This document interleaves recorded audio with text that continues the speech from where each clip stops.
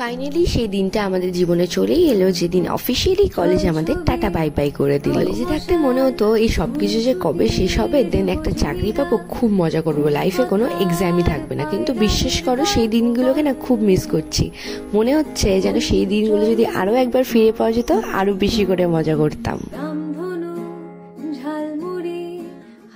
Then start হয়ে গেল programme বলতে আমরা এখানে হাসি মজাই করছিলাম। আর এখন দেখো জয়দীপকে টেনে টেনে নিয়ে যাওয়া হচ্ছে কিছু বলার জন্য।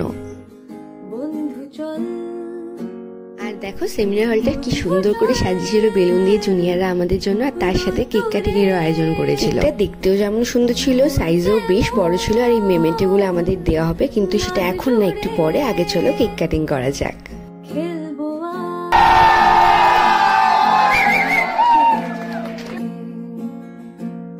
কেক কাটিং এর পরে সোজা আমরা চলে গেলাম ক্যান্টিনে খাওয়া দাওয়া করতে। খাওয়া দাওয়ার আয়োজনও বেশ ভালোই হয়েছিল। মেনুতে ছিল fried rice, chilli chicken, salad, chutney, papad, মিষ্টি। আর আমাদের সামনে এরকম একটা গামলা বসিয়ে দিয়ে গেছে, আমরা ওখান থেকে নিয়ে খাচ্ছিলাম।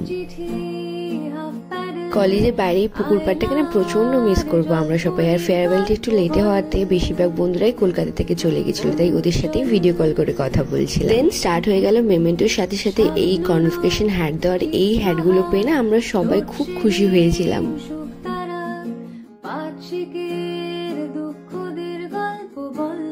তারপর আমিও চলে গেলাম মেমেন্টোর কনভোকেশন হ্যাট নেওয়ার জন্য।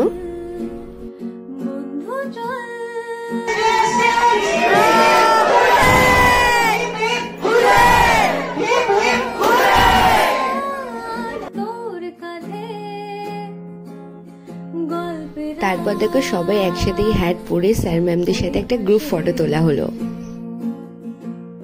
যেমনটা বললাম, আমরা তো এক্সপেক্টই করিনি যে আমরা এই কনভোকেশন হ্যাট পাবো। আর এখন যখন পেয়েছি, এটা উড়িয়ে ফটো তুলবে না, সেটা কি করে হয় বলো।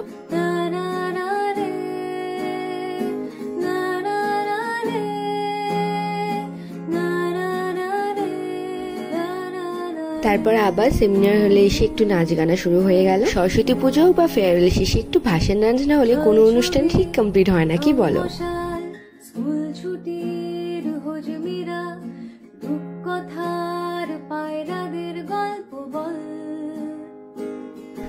লাস্টবারের মধ্যে চলে গেছিলাম আমরা আমাদের ক্লাসরুমগুলো একটু ঘুরে দেখতে। আর এই ভিডিওর সাথে সাথে আমাদের কলেজ লাইফও এখানেই এন্ড হলো।